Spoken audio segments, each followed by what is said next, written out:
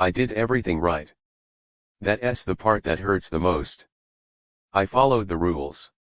I listened. I waited my turn. I chose stability over desire, logic over impulse, responsibility over instinct. When people warned me about reckless choices, I nodded.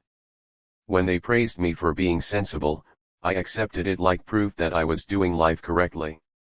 From the outside, my life looked calm, organized, respectable. Inside, something was quietly suffocating. No one tells you that you can lose yourself without ever making a mistake. That you can obey every expectation and still end up feeling like a stranger in your own body. It doesn't happen all at once. It happens politely. I remember being young and convinced that meaning would appear naturally if I just stayed disciplined enough. That fulfillment was a reward you unlocked after years of consistency. I believed that doubt was immaturity, and certainty was something adults grew into. So when doubt showed up, I pushed it aside. When restlessness whispered, I ignored it. When curiosity knocked, I told it I was busy. I became very good at postponing myself. Years passed, but I didn't notice them passing. Life was full meetings, plans, obligations, conversations that sounded productive. I was always doing something. Always occupied. Always needed. But never present. The first crack appeared during an ordinary moment. No drama. No breakdown. I was standing in line somewhere waiting, as usual, and I suddenly realized I had no emotional reaction to anything around me. No impatience. No excitement. No anticipation. Just neutrality. That scared me more than pain ever could. Pain tells you something is wrong. Neutrality tells you something has already died. I tried to rationalize it. Told myself I was just tired. Burnt out. Overstimulated.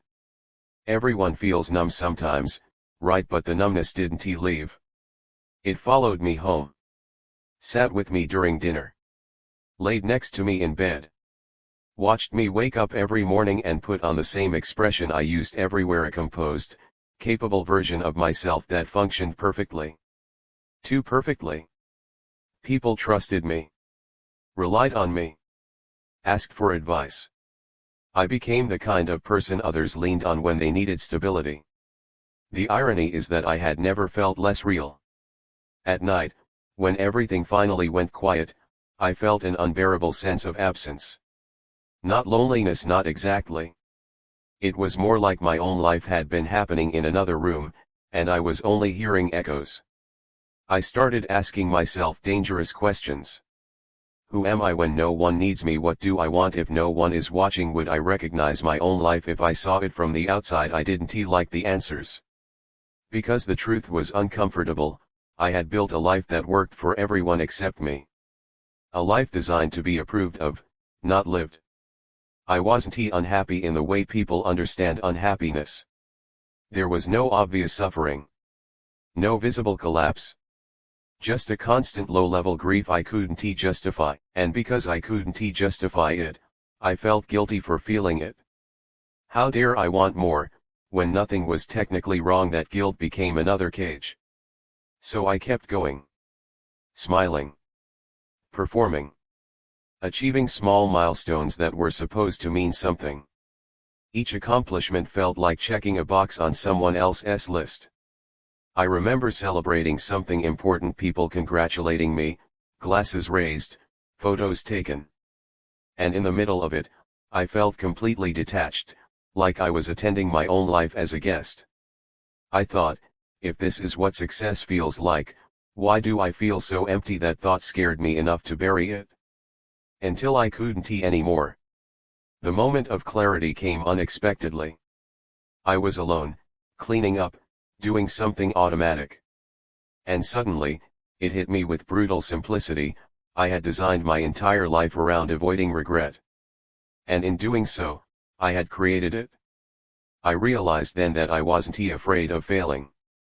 I was afraid of choosing something that couldn't be undone. Afraid of wanting the wrong thing. Afraid of discovering that my true self didn't fit the life I had already built. So instead of choosing, I optimized. Optimized safety. Optimized predictability. Optimized approval. And minimized myself. That night, I sat down and tried to remember the last time I felt genuinely alive, not proud, not relieved, but alive. It took longer than it should have. The memory, when it came, was old. Too old. I understood then that time hadn't stolen anything from me. I had given it away voluntarily, one reasonable decision at a time. That realization didn't bring clarity. It brought panic. Because if I was responsible for my emptiness, then waiting wouldn't fix it. And I had already waited long enough. For the first time in my life, doing the right thing felt like the wrong thing. And I knew that something was about to break, either the life I had built so carefully, or the part of me that still wanted to exist beyond it. Once the realization settled in, I couldn't go back to ignorance. I tried. God, I tried. I doubled down on discipline. I refined routines. I added structure, productivity, better habits, as if optimization could cure existential hunger. I told myself this was just another phase, another mental obstacle I could manage if I stayed rational enough. But the more I controlled my life, the smaller it felt. I began to notice how much energy it took to maintain the version of myself everyone trusted. The dependable one. The reasonable one. The person who never caused concern. Every interaction felt rehearsed.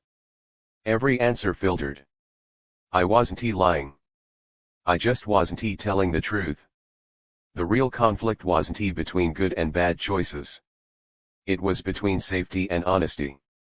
And honesty threatened everything I had built.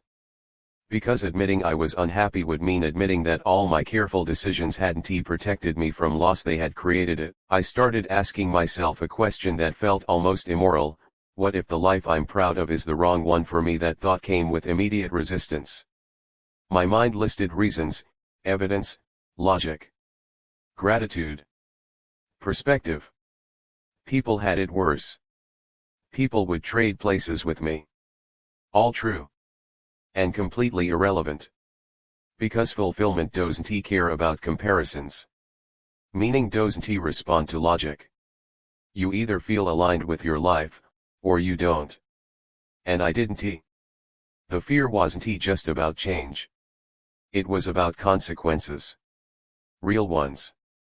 If I chose differently now, I wouldn't be a brave dreamer, I'd be a disruptor. I would disappoint people who had invested in my stability. I would destabilize systems that relied on my predictability.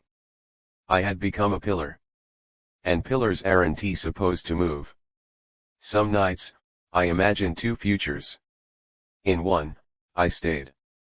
Continued. Refined. Aged into someone respectable and quietly hollow.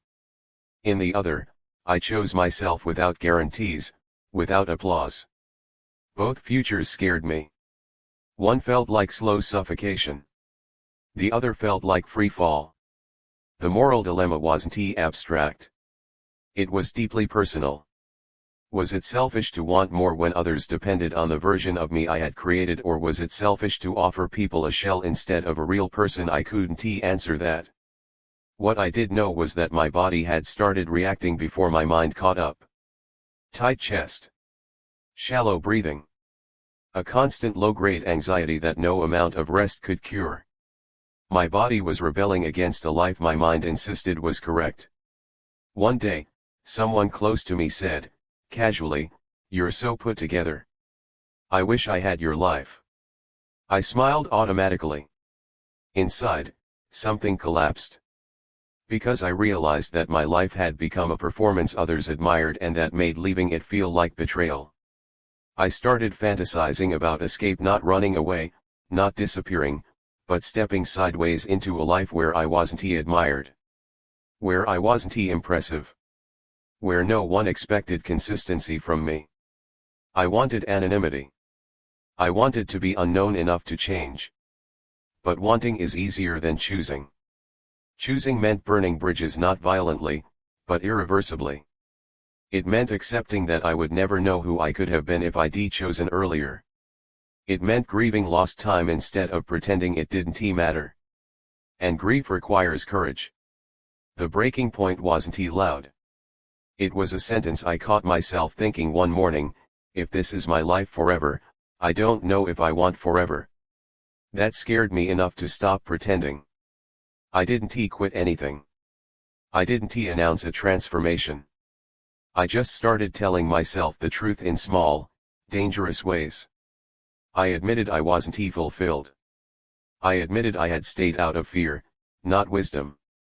I admitted that my right life was built on avoidance.